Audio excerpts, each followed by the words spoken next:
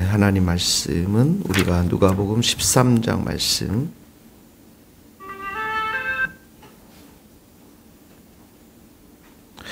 13장 1절에서 9절 말씀입니다.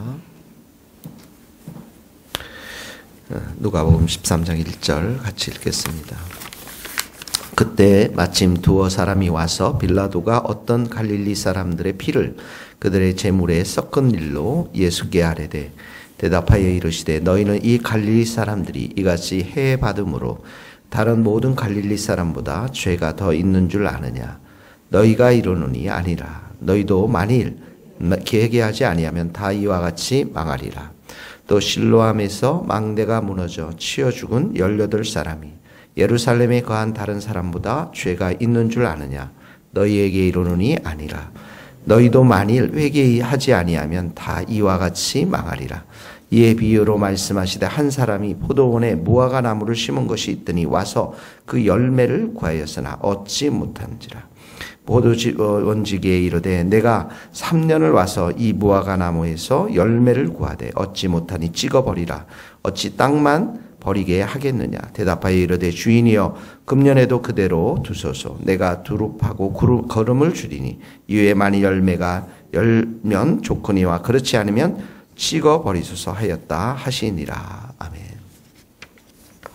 1절에서 3절 말씀 이렇게 한 문단을 이루고 4절에서 5절에 한 문단을 이루는데요. 1절에서 보면은 빌라도가 어떤 갈릴리 사람 피를 그들의 제물에 섞은 일 이렇게 나와 있습니다. 이 갈릴리 사람들은 예루살렘에 와서 이제 1년에 한 차례에 와서 그 순례절기에 와서 희생 제물을 바칩니다.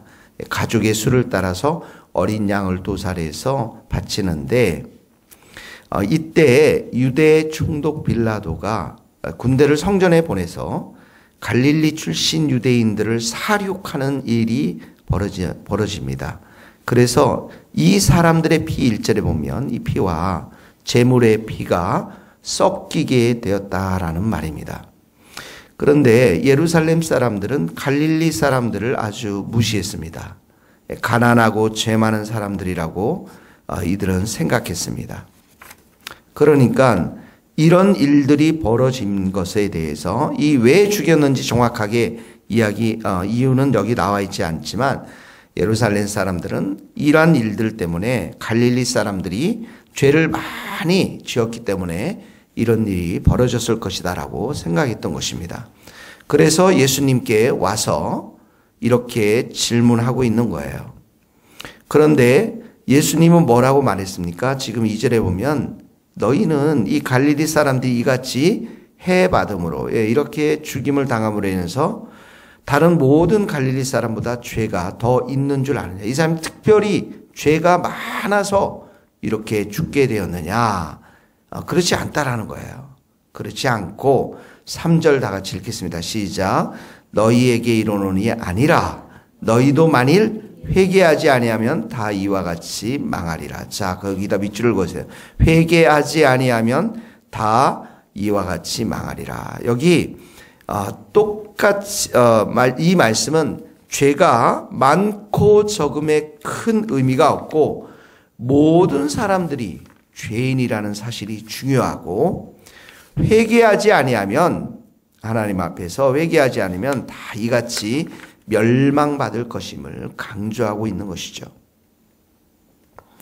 4절 5절이 한 문단인데 똑같은 말입니다. 4절 5절도 보세요. 실로암에서 망대가 무너졌다. 이렇게 실로암이라는 것은 이제 인공 저수장인데요.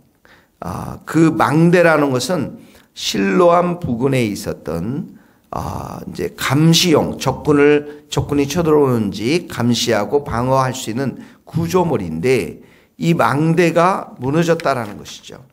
그래서 망대가 무너져 18명의 사람이 죽었는데 4절에 보니까 예루살렘에 거한 다른 모든 사람보다 죄가 더 많아서 이들이 이렇게 죽은 줄 아느냐? 아니라는 것입니다.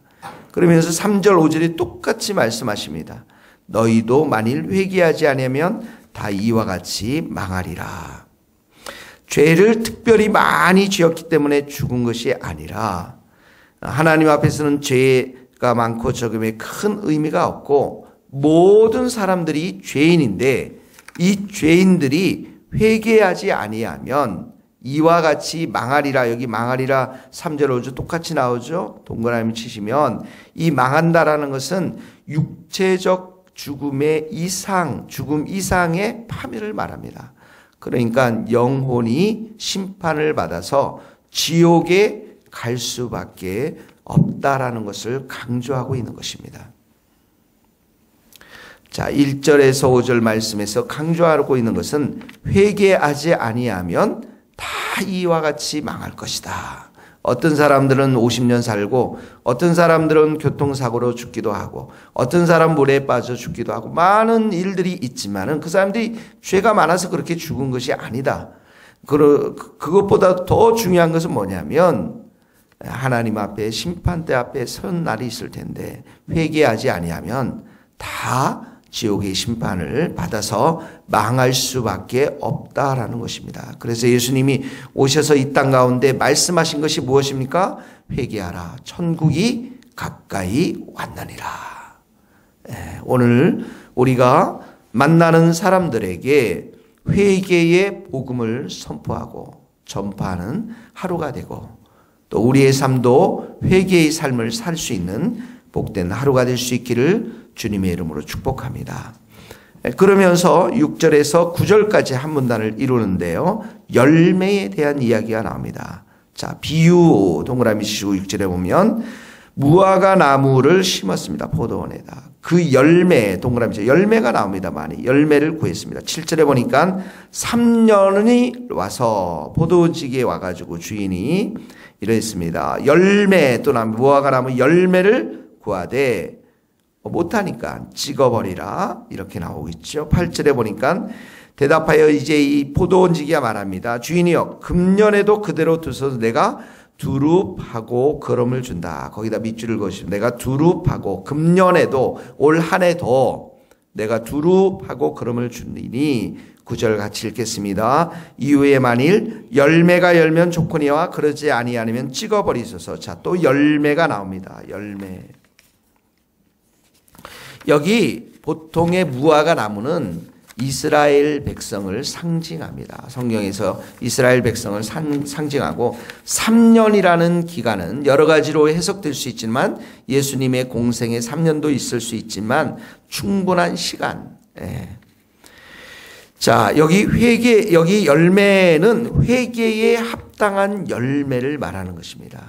하나님은 자기 백성들이 이 회개에 하에서 회개에 합당한 열매를 맺기를 오랫동안 기다려 왔습니다. 여기 가수원 지기는 바로 예수 그리스도를 상징하는 것입니다. 회개하기를 기다리실 만큼 기다리셨다라는 것입니다. 그래서 여기 보면 이제는 끝이 되었다. 심판의 날이 되었다라고 말씀하시는 거죠. 어찌 땅만 버리겠느냐. 찍어버리라. 7절에 보면 찍어버리라. 이제 심판해야 되지 않겠느냐라고 말씀하시는데 9절에 보면 금년에도 이렇게 나오죠. 올 한 해 동안 더 기회를 달라라는 것이죠. 예수님, 이것이 바로 예수님의 마음입니다. 한 영혼이라도 주 앞에 돌아올 수 있도록 이 은혜의 기간을 이런 은혜의 기간, 심판을 유보하고 은혜의 기간을 한 해 더 연장하자는 그런 말씀인 것이죠. 그래서 이 은혜의 한 해 동안 은혜를 더 풍성하게 이들에게 베풀어서 회개하면서 이 회개에 합당한 열매가 나오도록 한 번 더 귀에 은혜를 주자라는 그런 말씀인 것입니다. 그러나 9절에 보면 자, 그래도 열매가 맺지 않으면 그렇지 않으면 찍어버리소서. 이게 뭐냐면 종국의 심판을 말합니다. 결국 심판을 의미하고 있는 것이죠. 이스라엘 백성들에게 구약서부터 계속 선지자를 보냈고 그리고 하나님의 외아들 예수님을 보냈는데 계속해서 거부하니까 이제는 심판이 되지 않았습니까? 라고 가수원직에게 얘기했는데도 불구하고 가수원직이신 예수님께서 더 1년 동안 사역을 하면서 은혜를 더 주자라고 말씀하고 있는 것입니다. 예, 포도나무에는 포도 열매가 맺혀야 되고 무화과 나무에는 무화과 열매가 맺혀야 되는 것. 마찬가지로 이 예수님의 은혜의 사역을 통해서 이스라엘 백성들은 어떻게 합니까? 회개에 합당한 열매가 맺혀져야 하는 것이죠.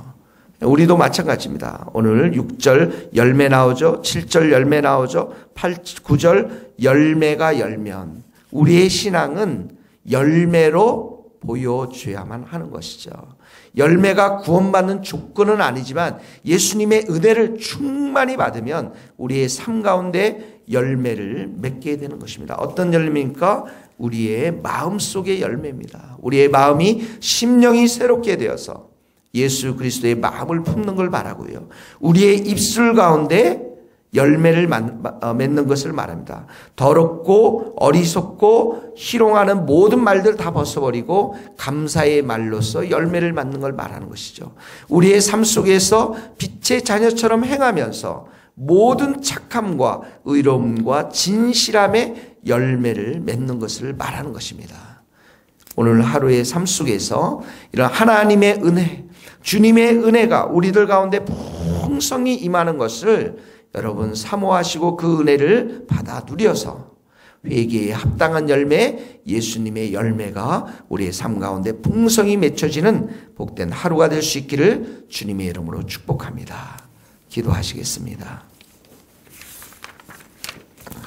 하나님 아버지, 우리 이 세상 속에 살면서 사람들이 죽음을 당하는 그 모습을 보면서 때로는 판단하고 때로는 죄로 인해서 이렇게 생각들을 하고 있지만은 하나님 앞에서 큰 죄 작은 죄 모든 죄를 지은 사람들이 우리들 인간들의 모습인 것을 보게 되어지며 이 죄를 회개하지 않았을 경우에 하나님의 심판대에서 망할 수밖에 없는 그런 죄인들임을 다시 한번 깨닫게 하시니 감사합니다.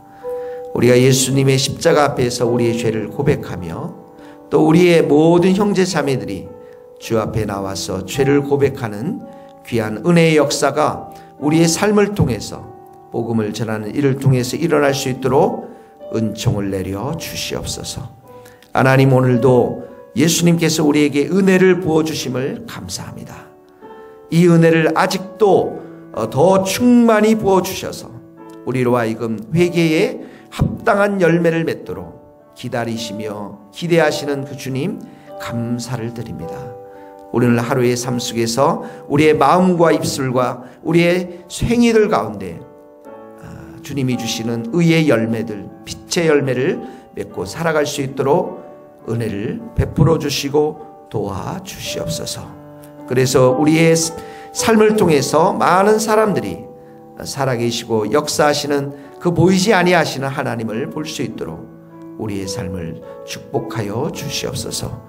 예수님의 이름으로 기도하오며 지금은 우리 주 예수 그리스도의 은혜와 하나님의 크신 사랑과 성령님의 교통하심이 우리 모든 성도들 또 선교사님들 머리 위에 이제로부터 영원토록 함께 하시기를 간절히 축원하옵나이다. 아멘.